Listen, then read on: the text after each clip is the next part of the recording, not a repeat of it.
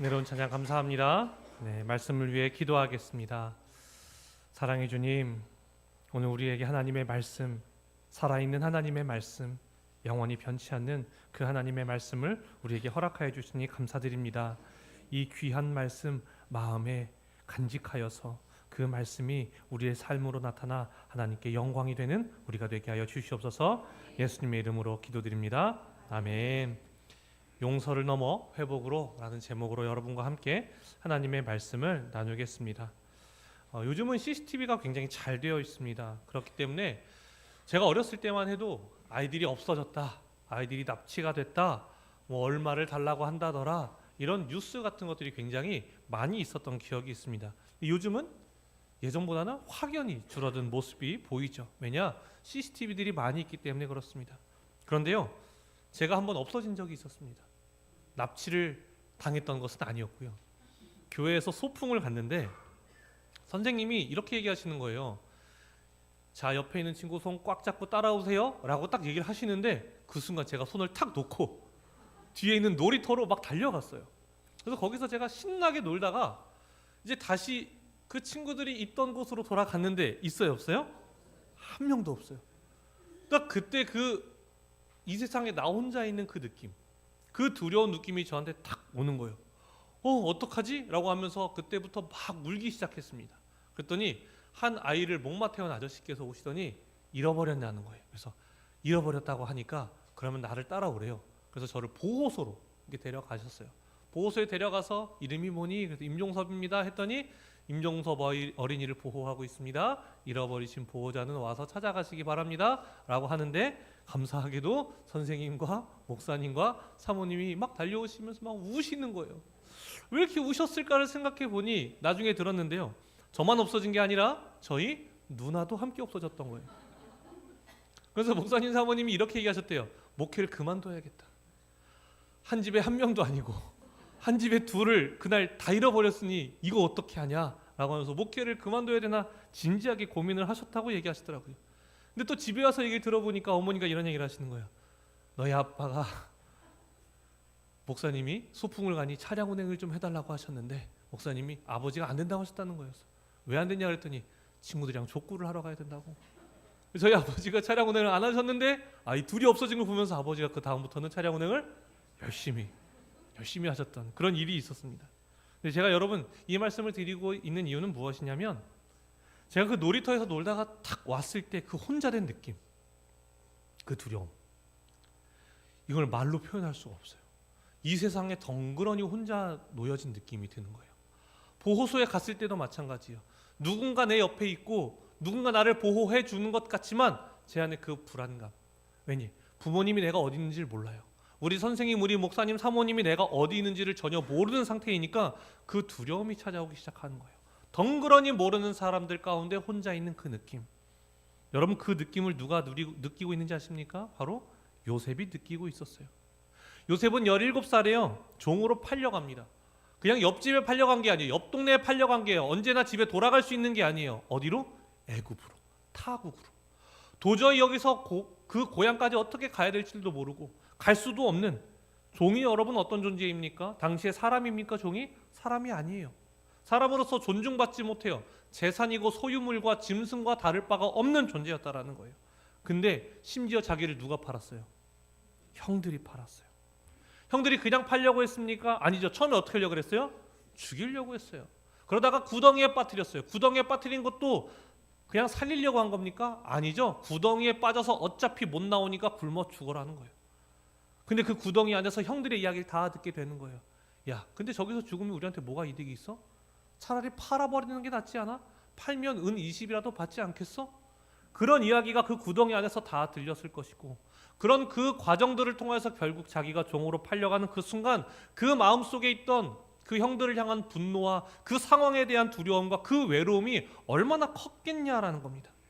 그런데 여러분, 시간이 지나고 보니 요셉이 애굽의 총리가 되어서 지금 자신 앞에 누가 있어요? 형들이 있는 거예요. 근데 형들이 어떻게 하고 있어요? 머리를 숙이고 절하고 완전히 자신 앞에서 완전히 바짝 엎드려 있는 거예요. 노예로 지금 팔려가면서부터 여기까지 몇 년이 지난지 아십니까? 우리가 계산해 볼 수 있어요. 몇 살에 팔려갔습니까? 17살에 팔려갔어요. 총리가 된 게 몇 살이었습니까? 30살이었어요. 자, 그러면 13년이라는 시간이 지나고 그때부터 몇 년의 풍년이 있었어요? 7년의 풍년. 그리고 앞으로 몇 년의 흉년이 있어요? 7년. 저만 놀란 거 아니죠, 여러분? 저 아무것도 안 했습니다. 자, 흉년 2년 차 때 그 형들이 더 이상 먹을 게 없어서 찾아온 거예요. 자, 그러니까 13년의 시간이 걸려서 총리가 됐고 그 후로 9년의 시간이 흘렀으니까 22년 만에 형들과 재회하는 바로 이런 상황이 됐다라는 거예요.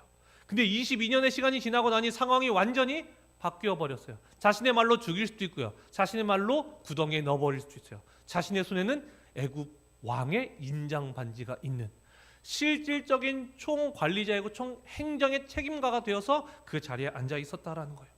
자, 여러분, 이런 상황이면 여러분 어떻게 하시겠습니까? 어떻게 하고 싶으세요, 여러분? 그 형들이 앞에 있어요. 나를 죽이려고 했던 형들이 앞에 있어요. 어떻게 하시겠습니까?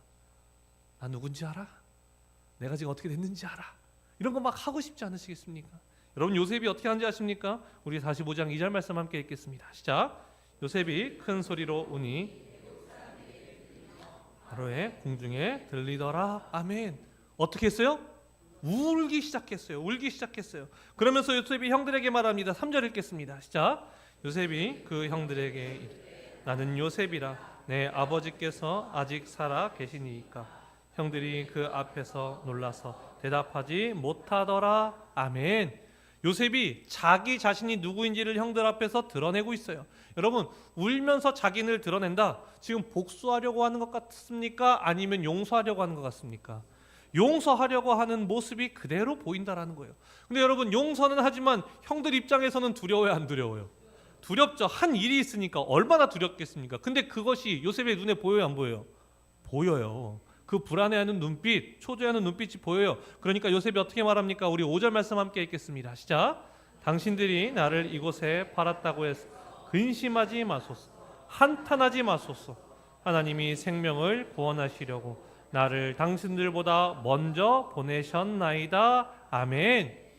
이 요셉이 형들에게 베푸는 은혜, 그 용서의 말이 무엇이냐? 나를 팔았지만 판 것 때문에 근심하고 계시죠? 내가 왜 그랬을까 한탄하고 계시죠? 그러지 마세요. 그러지 마세요. 제가 형님들을 용서했습니다 라고 이야기하는 거예요. 여러분, 용서가 무엇이라고 말씀드렸습니까? 그 사람이 나에게 악을 행했을 때 우리의 본성은 어때요? 그걸 갚아주고 싶어요? 아니면 그 악을 다 받아내고 싶어요? 갚아주고 싶죠. 얼만큼? 내가 받은 만큼 아니면 그것보다 더. 너무 당당하신 거 아니에요? 근데 그게 우리의 본성이에요. 내가 받은 것보다 더 돌려주고 싶은 것이 우리의 본성이에요. 자, 그러면 그 죄가 번성하면 번성할수록 누가 기뻐요? 사탄 마귀가 기뻐하죠. 그렇죠? 자, 그러면 이 상황에서 하나님이 원하시는 것은 무엇이다? 죄를 끊어내는 것, 죄를 소멸시키는 게 하나님이 가장 원하시는 바죠. 용서가 바로 그거예요. 그 사람이 나에게 악을 행했지만 내가 그것을 용서함을 통해서 그 사람의 죄악이 더 이상 나의 죄악이 되지 않는, 이 말씀이 어디의 말씀이었습니까? 딸 디나가 강간을 당했을 때 그 성읍 사람들이 와서, 그 추장이 와가지고 우리에게 딸을 달라라고 이야기할 때 그 아들들이 결국에 어떻게 했어요? 강간당한 내 동생을 보면 화가 나서 그 사람들을 다 어떻게 버렸습니까? 죽여버렸죠. 더 큰 죄악으로 갚아버리면서 둘 다 죄악 가운데 빠지는 결과가 이루어졌다라는 거예요. 우리가 살아가야 할 삶은 무엇이냐? 죄를 소멸하고 죄를 단절해야 하는 거예요. 그게 무엇이다? 용서다. 그렇기 때문에 용서라는 것은요, 나에게 상처 준 사람과 나와의 관계 안에서 이루어지는 것이 아니라 누구와의 관계에서 이루어지는 거예요? 하나님과의 관계에서 이루어지는 거예요. 그러니까 여러분, 5절 다시 한번 보면요, 그 뒷부분에 하반절에 이렇게 말합니다. 하나님이 생명을 구원하시려고 나를 당신들보다 먼저 보내셨나이다 라고 이야기해요. 여기서 어떻게 말하는 거예요? 그 사람과의 관계, 형들과의 관계에서 용서하는 것이 아니라 누구와의 관계 안에서, 하나님과의 관계 안에서 내가 왜 이 상황 가운데 들어오게 되었을까를 하나님 안에서 그 답을 찾았어요. 아, 우리 가정을 살리려고 하시는구나, 우리 가문을 하나님이 지키려고 하시는구나, 그래서 나를 이곳으로 부르셨구나, 이걸 깨닫게 되는 거예요. 그러면서 형들에게 그대로 말합니다. 우리 7절로 8절의 말씀 함께 읽겠습니다. 시작. 하나님이 당신의 생명을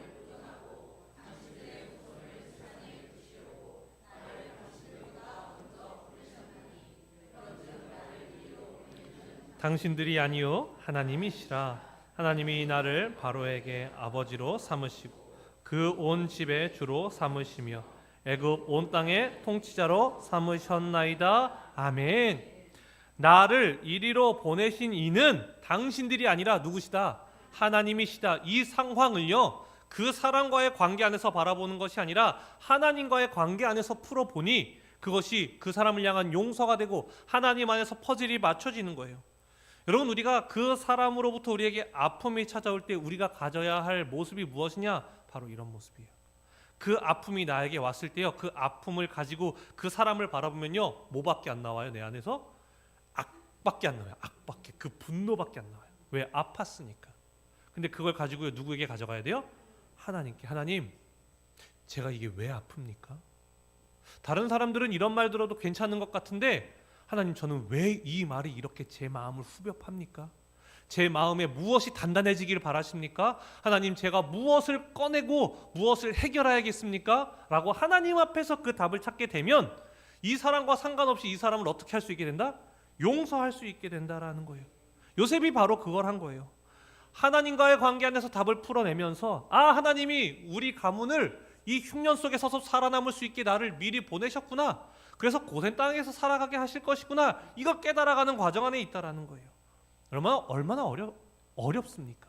그런데 얼마나 그만큼 아름답습니까? 요셉이 살아갔던 삶이 바로 그랬다라는 거예요. 그런데 여러분, 이렇게 설교가 마무리되면 좋겠죠. 딱 10분 만에. 근데 아직 시간이 많이 남았다는 건 뭐예요? 아직 뒤에 이야기가 많다라는 거예요. 지금 나오는 우리가 본문은요, 문제의 해결입니다. 그 앞의 과정은요, 여러분, 아주 다른 이야기들이 있어요. 요셉이 왜 이런 행동을 하지라는 내용들이요, 굉장히 많이 나와요. 자, 처음으로 요셉이 형들을 알아보았을 때, 형들이 처음으로 와서 그 양식을 구했을 때, 엎드려 절했을 때 처음부터 자신을 드러내고 용서해줬냐? 그렇지 않다라는 거예요. 어떻게 첫 말을 하는지 아십니까? 우리 42장 9절 말씀을 함께 읽겠습니다. 시작. 요셉이 그들에게 대하여 그들에게 이르되 너희는 정탐꾼들이라 이 나라의 틈을 엿보려고 왔느니라. 아멘. 여기서 말하는 것이 무엇입니까? 요셉이 형들을 보자마자 뭐라고 몰아가고 있어요? 정탐꾼으로 몰아가고 있어요. 여러분, 정탐하는 게 무엇입니까? 이 나라를 한번 공격하기 위해서 성읍에 어디가 부족한지 어디가 약한지를 정탐하는 사람들이잖아요. 근데 그렇게 정탐꾼으로 몰아간다는 것은 내 한마디면 당신들 감옥에 갈 수도 있고 죽을 수 있다라는 거예요. 그러니까 형들을 자꾸 몰아가니까 이 형들이 두렵잖아요. 애굽의 총리가 자신들을 향해서 그렇게 이야기를 하니까. 그러니까 저희는 신분이 그런 사람들이 아닙니다. 어디서 왔고요. 저희는 12형제인데 한 아이는 없어졌고 그 막내는 지금 아버지 품에 있어 저희 10명이 지금 왔습니다 라고 이야기하니까요, 그때 또 다시 겁박을 하기 시작해요. 자, 형들한테 어떻게 이야기하느냐? 우리 15절 말씀입니다. 함께 읽겠습니다. 시작. 너희는 이같이 하여 너희 진실함을 증명할 것이라. 바로의 생명으로 맹세하노니 너희 막내 아우가 여기 오지 아니하면 너희가 여기서 나가지 못하리라. 아멘. 이제는 뭐라고 해요? 누구를 데려와야 한다? 너희 막내 베냐민 데려오지 못하면 너희 못 가라고 하다가요, 결국 한 사람을 붙잡아 놓는데 그 사람이 누구냐? 바로 베냐민, 시므온. 맞아요. 맞아요. 시므온입니다.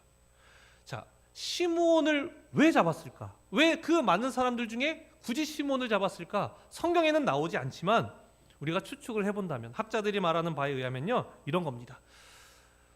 요셉을 처음에 죽이자고 했을 때요, 그 장자였던 르우벤은요, 죽이자고 했을까요? 말리자고 했을까요? 죽이지 말자고 했어요. 차라리 우리가 왜 우리 손에 피를 묻히느냐? 구덩이에 넣자라고 해요. 자, 근데 왜 구덩이에 넣자고 했냐면 구덩이에 넣었다가 르우벤은 그 요셉을 살려주려고 했어요. 자, 근데 그 요셉이 어쨌든 그 르우벤이 말리고 요셉이 구덩이에 들어갔을 때 르우벤이 잠깐 떠나 있는데, 그때 형들이 요셉을 어떻게 해버려요? 팔아버려요. 은20에 팔아버려요. 자, 그러면 보통 그 위계 질서 있는 사회에서 누가 주동적으로 했을 가능성이 크다? 그 다음 둘째 아들 누구요? 시므온이 했을 가능성이 커요. 근데 둘째라는 이유만으로 그게 가능합니까? 라고 생각할 수 있지만, 여러분, 야곱의 딸 디나가 강간당했을 때 그 성읍에 있는 사람을 죽임에 있어서 두 사람의 주동자가 있었어요. 누군지 아십니까? 그 중에 한 명이 시므온이었어요. 그걸 통해서 뭘 볼 수 있느냐? 굉장히 이런 것에 대해서 분노하고 사람들을 참아주지 아니하고 굉장히 이 감정대로 행하는 사람이라는 것이 시므온을 통해서 드러나는 거예요. 그래서 아마도 학자들이 보기에는 그 시므온이 요셉이 팔려갈 때 가장 주도적인 역할을 했을 것이다. 그래서 요셉이 누구를 붙잡았다? 시므온을 붙잡았을 것이다 라고 이야기를 하는 거예요. 결국 그 시므온을 붙잡아 놓고요, 그 다음부터 어떻게 되었느냐, 결국에는 시므온을 또 꺼내야 되니까 막내 베냐민을 아버지에게 사정사정해서 데리고 올라와요.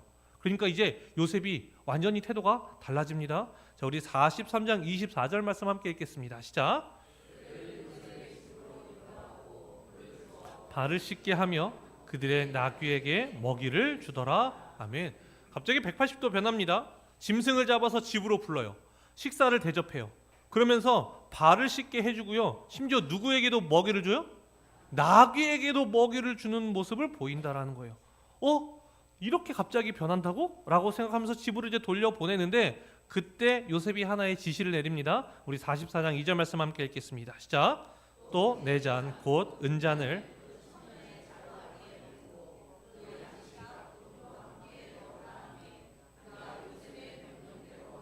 아멘.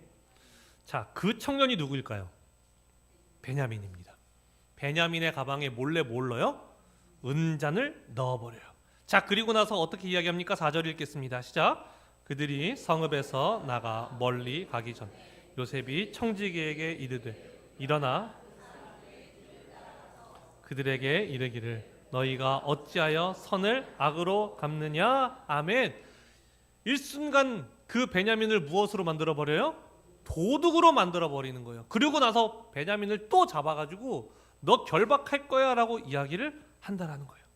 자, 여러분, 여기까지의 모습을 한번 정리를 해볼게요. 양식이 없어서 양식을 사러 온 형들을 알아보자마자 뭐라고 매도하기 시작했어요? 정탐꾼이라고 말하기 시작했어요. 그러면서 막내를 데려오라고 하면서 자신이 팔려갈 때 가장 주도적인 역할을 했을 것으로 보이는 누구를? 시므온을 잡아다 놨어요. 그리고 그 동생 베냐민을 데리고 오니까 잘 대접해준 척하면서 은잔을 숨겨서 집으로 돌아간 애들 다시 잡아서 끌고 와서 다시 이곳에서 감옥에 가두겠다고 협박을 하고 있어요.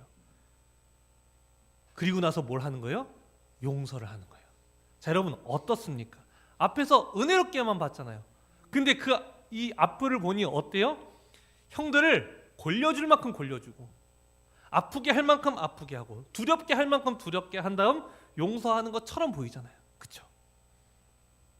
그런데 여러분, 요셉이 정말 형들에게 보고 싶었던 것은 쩔쩔매는 모습이 아니라 형들의 변화된 모습이었어요.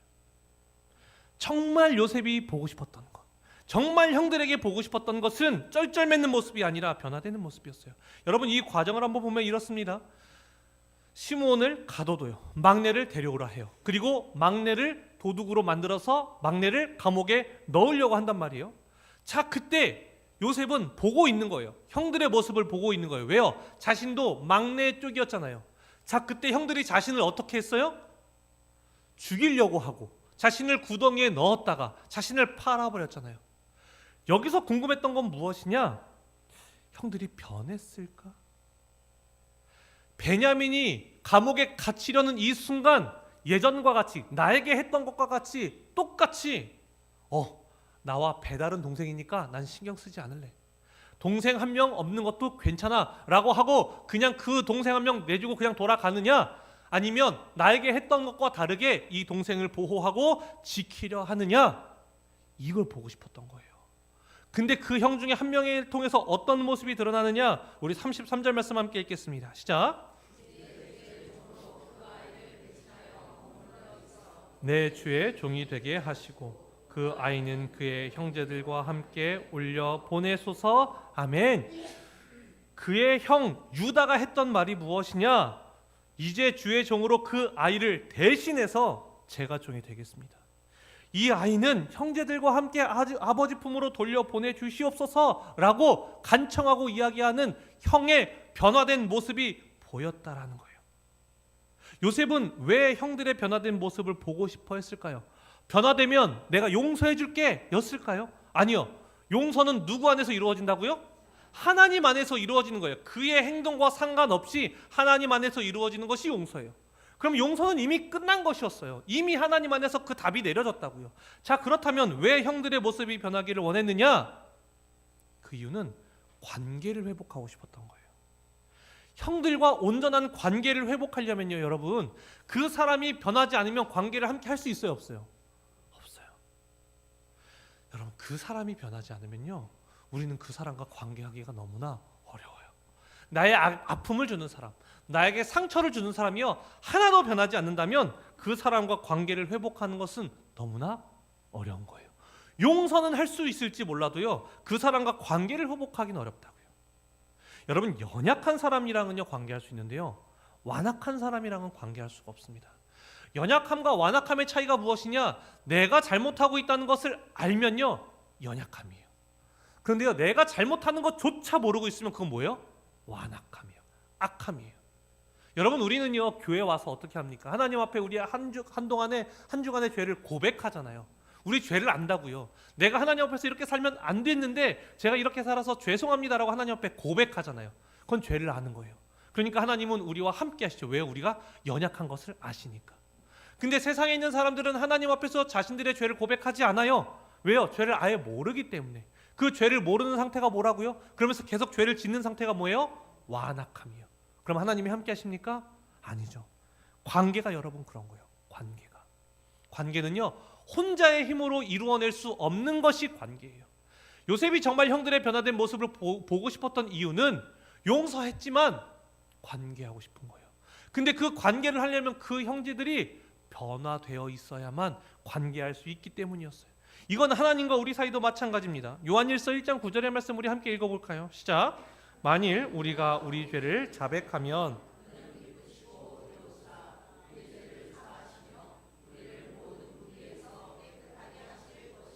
아멘. 여기서 중요한 것, 우리가 우리의 죄를 자백한다는 것, 스스로 고백한다는 건 뭐예요? 스스로가 이것이 잘못되었다는 걸 깨닫는 거잖아요. 하나님, 이 방향으로 가면 안 되는 것인데 제가 잘못했습니다라고 고백하잖아요. 그때 우리가 어떻게 돼요? 모든 불의에서 깨끗하게 되는 거예요. 하나님과 우리의 관계는요, 여러분, 일방적이지 않습니다. 관계는 일방적일 수 없어요. 우리가 그 믿음을 통하여서, 그 회개를 통하여서 하나님 앞에 나아갈 때 하나님과 온전한 관계가 유지가 된다라는 거예요. 변화될 때 가능한 거예요. 근데 감사하게도 바로 이 유다가 그 변화된 모습을 보여주고 있다라는 거예요. 우리 오늘 본문 34절 말씀 함께 읽겠습니다. 시작. 그 아이가 나와 함께 가지 아니하면 내가 어찌 내 아버지에게로 올라갈 수 있으리. 두렵건대 제 해가 내 아버지에게 미침을 보리이다. 아멘. 이대로 그냥 막내까지 내려놓고 오면 우리 아버지 정말 감당할 수 없게 됩니다. 우리 아버지 정말 돌아가실 수도 있습니다. 그러니 제발 이 아이를 살려주시고 우리 아버지를 생각하셔서 저를 대신 잡아 넣어 주십시오. 저를 가두어 주십시오. 라고 변화된 모습을 보이는 거예요. 자, 그 변화된 모습을 보이자 바로 요셉에게 나타나는 모습이 무엇이었습니까? 오늘 본문 1절 말씀입니다. 함께 읽겠습니다. 시작. 요셉이 시종하는 자들 앞에서 그 정을 억제하지 못하여 소리질러 모든 사람을 자기에게서 물러가라 하고 그 형제들에게 자기를 알리니 없었더라. 아멘. 여기서 말하죠. 그 정을 억제하지를 못하는 거예요. 내 안에 있던 그 정, 형들을 향한 미움도 있지만 형들을 향한 그리움도 있고 내 동생 베냐민을 향한 안타까움도 있는 바로 그때에 형들의 변화된 모습을 보이니까 이제 내가 이들과 관계할 수 있겠구나. 이제 내가 애굽의 총리가 아니라 형들의 동생으로 내가 이 자리에 설 수 있겠구나 라고 생각하니까 사람들을 물러가게 하고 거기서 울기 시작하는 거예요. 울기 시작하는 거예요. 이제는 요셉 자신의 모습을 드러내기 시작했다라는 겁니다. 여러분, 용서는요 관계 회복과 분리될 수 있습니다. 먼저 용서할 수 있는 거예요. 그리고 나서 그 관계 회복을 지켜볼 수 있다라는 거예요. 여러분, 용서와 관계 회복을요 분리해서 보면요 우리에게 유익한 점은 무엇이냐면요 용서를 할 수 있게 돼요. 그러니까 우리가 용서를 하면서 자꾸 두려운 게 뭐냐면요 내가 이 사람을 용서하는 순간 그 사람과 잘 지내야 된다고 생각해요. 그게 한 세트로 간다고 생각을 하니까요 내 안에 두려움이 있죠. 그러니까 용서를 할 수가 없는 거예요. 아니에요, 여러분. 용서할 수 있어요. 그 사람과 상관없이 하나님 안에서 용서할 수 있는 거예요. 그런데 여러분, 이 두 가지를 분리했을 때 우리가 경계해야 되는 것이 무엇인지 아십니까? 이 관계 회복이 결국에는 그 사람이 변했을 때 우리가 관계를 회복할 수 있다가 될 수 있잖아요. 그렇죠? 그럼 너가 변하지 않으면 난 너랑 같이 지내지 않을 거야 라고 생각할 수 있다는 거죠. 여러분, 우리가 신앙생활을 이 안에서 20년 30년을 하시는데 사람이 변해요 안 변해요? 변해요 안 변해요? 예? 안 변하잖아요 여러분. 그럼 우리는 관계할 수 있어요 없어요? 관계할 수 없다고요. 여러분, 요셉은요 구약의 최선을 행한 겁니다. 하나님 안에서, 하나님이 주시는 그 은혜 안에서 이 사람을 용서해냈어요. 나를 죽이려고 했던 그 형들을요 용서해냈어요. 그러나 그 관계의 회복은요 인간의 힘으로 할 수 없어요. 다행히도 형들이 변화되었기 때문에 관계 회복이 될 수 있어요. 그러나 여러분, 이제 우리는 구약이 아니라 무슨 시대를 살아가요? 신약의 시대를 살아가요. 신약과 구약을 나누는 경계가 무엇입니까? 누구의 탄생이에요? 예수 그리스도의 탄생이라고요. 예수 그리스도의 탄생으로 말미암아 우리는요 불가능이 가능해진 자가 되었잖아요. 무엇을 통해서? 십자가를 통해서. 여러분, 십자가는 우리를 어디로 나아가게 하실까요? 방향은 명확합니다. 빛으로 나아가는 거예요. 그래서 그 빛이 된 우리가 어디를 향해 나아가는지 아십니까? 관계의 회복을 향해 나아가게 하는 거예요. 여러분, 로마서 5장 10절이 우리에게 그걸 이야기합니다. 우리 함께 읽겠습니다. 시작. 곧 우리가 원수 되었을 때 그의 아들의 죽으심으로 말미암아 하나님과 화목하게 되었은지 화목하게 된 자로서는 더욱 그의 살아나심으로 말미암아 구원을 받을 것이니라. 아멘. 여러분, 구약 시대는요 이런 겁니다. 저 사람이 변화되지 않으면요 변화되지 않는 한 그 사람과 관계하는 것이 불가능에 가까운 시대였어요. 그런데 우리는 어떤 시대가 되었는지 아십니까? 그 불가능이 가능한 시대가 되었어요. 왜요? 우리가 하나님과 원수였을 때, 등지고 척지고 하나님 앞에 나아갈 길이 아예 막혀 있을 때에 어떤 방법이 있었어요? 그의 아들의 죽으심으로 말미암아 하나님과 우리가 어떻게 되었다고요? 화목하게 되었다고요. 예수 그리스도의 십자가는 무엇이냐? 하나님과 우리의 화목을 위해서 자기 자신을 내어주시는 거예요. 우리가 나아가야 할 방향이 뭐라고요? 관계의 회복으로 나아가는데, 관계 회복은 그 사람이 변해야 하는 거잖아요. 그러면 예전에는요 구약시대는 너가 변하지 않으면 난 너와 관계할 수 없어 였다면, 이제 그 십자가를 짊어지고 살아가는 사람들의 삶은 그의 연약함, 나에게 아픔을 줬던 그 사람의 연약함을 위해서 내가 뛰어드는 거예요. 내가 뛰어드는 거예요. 우리의 원수된 그 악함 속으로 예수 그리스도께서 성신하셔서 뛰어드셔서 우리를 온전한 자들로 십자가를 져서 변화되게 하셨던 것과 같이 우리도 그 사람에게 뛰어들어서 그 사람의 연약한 부분을 어루만져 주어서 하나님의 사랑으로 감동시켜 주어서 그가 변화되게 하여서 그와 내가 온전한 관계를 이루면서 살아가는 것. 너무 어려운 거예요 여러분? 너무 어렵죠. 그런데 여러분, 그게 우리의 삶이라는 겁니다. 그게 예수 그리스도를 닮아가는 우리의 삶이라는 거예요. 나에게 죄를 지은 자에게 나의 아들까지도 내어줄 수 있는 그 사랑, 그 불가능이 가능해질 때 우리를 통해서 누가 드러나시는 거예요? 예수 그리스도가 드러나게 된다는 겁니다. 그렇기 때문에 여러분, 마태복음 5장 9절이 우리에게 이렇게 말합니다. 우리 함께 읽겠습니다. 시작. 화평하게 하는 자는 복이 있나니. 아멘. 화평하게 하는 자는 복이 있어요. 왜냐? 그들이 뭐라고 일컬음을 받아요? 하나님의 아들. 하나님의 아들이 누구예요? 예수 그리스도시잖아요. 예수 그리스도가 그 화평을 이루어내셨잖아요. 그럼 예수 그리스도의 제자라면 우리는 무엇을 이루는 사람이 되어야 합니까? 화평을 이루어가는 사람이 되어야 한다고요. 그 사람의 연약함을 물어뜯고 싶고 단절하고 싶고 소통하지 않고 싶고 멀리하고 싶은 그 순간에 그 사람의 연약함을 품어주고 그 사람에게 나아가서 그 사람에게 뛰어들어서 성육신하여서 예수님이 이 땅 가운데 뛰어드셨던 것과 같이 우리도 뛰어들어서 나의 것을 내어주어 그를 변화시키는 것. 여러분, 그게 하나님이 우리에게 원하시는 방식이라는 겁니다. 저는 아버지가 이해되지 않았던 기간이 참 오래 있었습니다.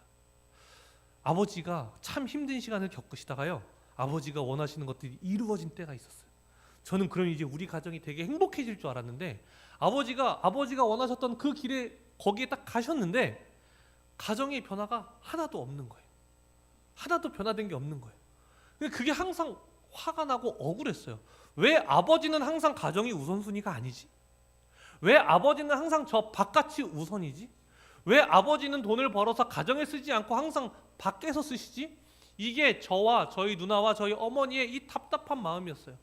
그러면 사실 어떤 마음이 드냐면 아무리 이야기해도 듣지를 않으시니까 그러면 그냥 끊어내는 것이 훨씬 편하죠.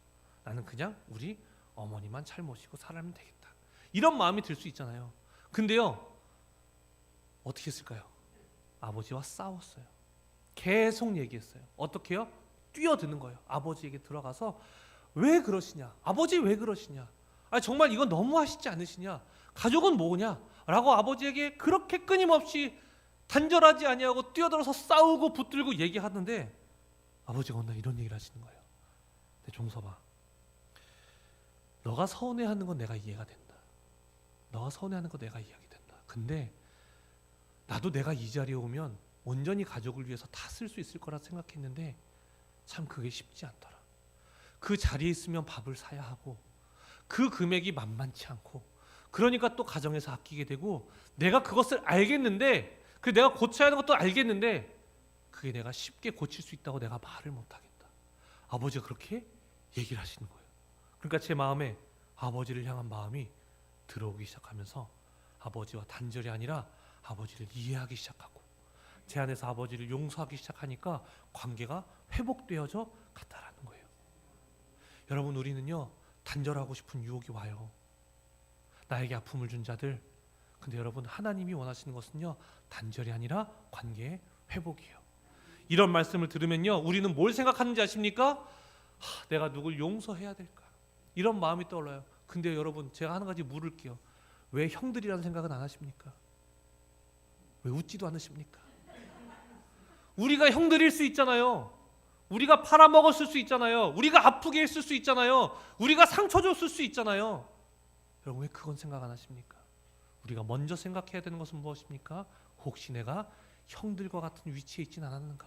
내 감정과 내 상황에 따라서 사람들에게 아픔을 주거나 상처를 주거나 함부로 이야기하지 않았는가? 이걸 먼저 바라봐야 하는 것이고, 그렇다면 내가 먼저 나아가서 용서를 구해야 하는 것이고, 그래야 관계 회복이 있는 것이고, 만약 내가 받은 상처가 있다면 내가 하나님 안에서 그를 용서해내고 그리고 그의 연약함을 위해서 십자가를 지신 그 예수 그리스도를 바라보며 뛰어들어서 단절과 그 경계를 무너뜨리는 것이 아니라 막힘으로 나아가는 자가 아니라 하나님이 말씀하신 소통으로 나아가고 회복을 향해 나아가고 화목을 향해 나아가는 우리 베들교회가 되기를 소망합니다.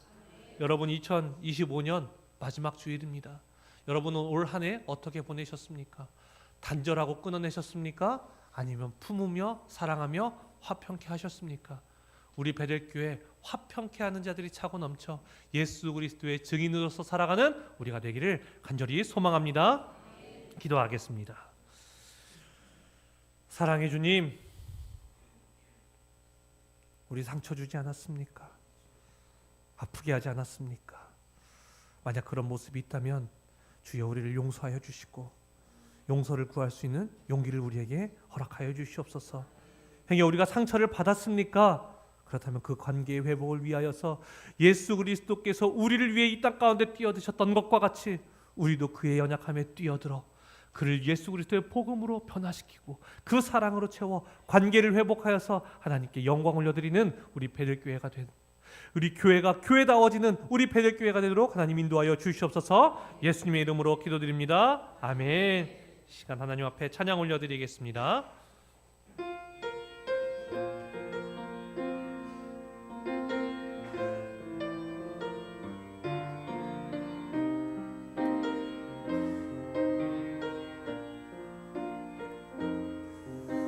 우리에겐 소원이 하나 있네.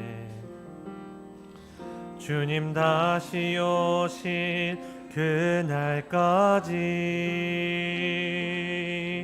우리 가슴에 새긴 주의 십자가 살아 나의 교회를 사랑케 하네. 주의 교회를 향한 우리 마음 희생과 포기와 가난과 고난 하물며 죽음조차 우릴 막을 수 없네.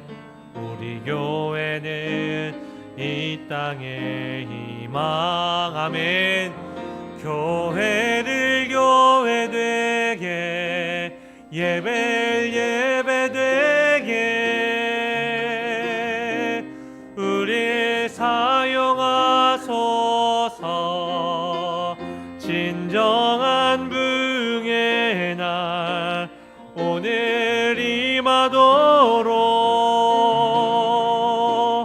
우리 사용하소. 우리 처음부터 고백합니다. 우리에게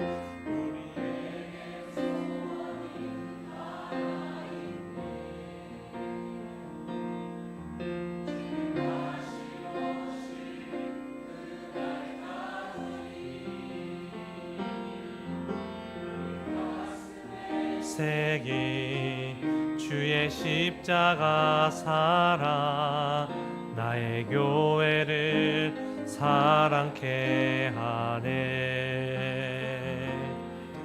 주의 교회를 향한 우리 마음 희생과 포기와 가난과 고난 하물며 죽음조차 우릴 막을 수 없네. 우리 교회는 이 땅의 희망. 교회를 교회되게 예배를 예배되게 우릴 사용하소서. 진정한 부흥의 날 오늘 임하도록 우릴 사용하소. 교회를 교회되게 교회를 교회되게 예배를 예배되게 우릴 사용하소서. 진정한 부흥의 날 오늘 임하도록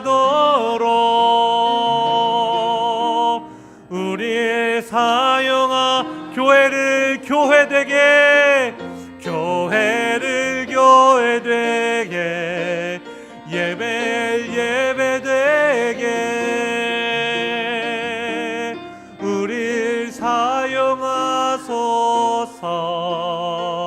진정한 부흥의 날 오늘 임하도록 우릴 사용하소.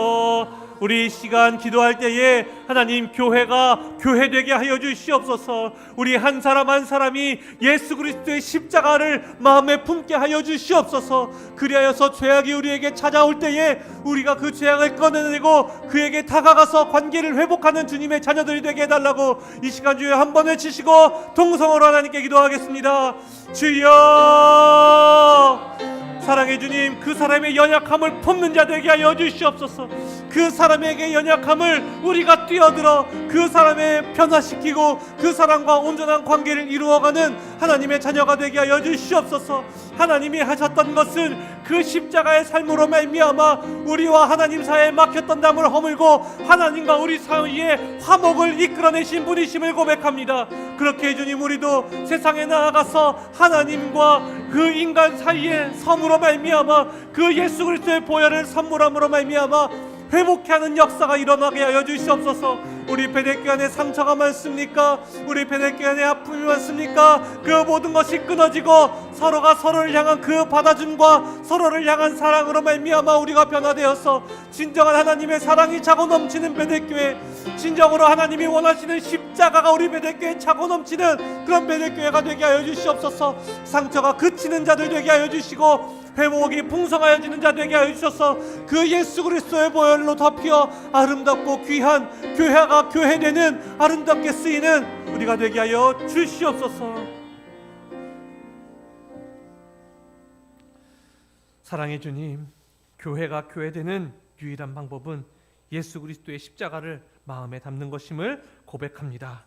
그 귀하고 고결한 십자가를 우리의 마음에 담으며 살아가는 자들 되게 하여 주시옵소서. 그리고 먼저 그 십자가를 우리의 마음에 선물하여 주신 하나님 감사합니다. 그 십자가를 선물해 주신 하나님께 감사한 그 마음을 담아 하나님 앞에 우리의 예물을 준비하고 올려드리오니 주님 기쁘게 받아 주시옵소서.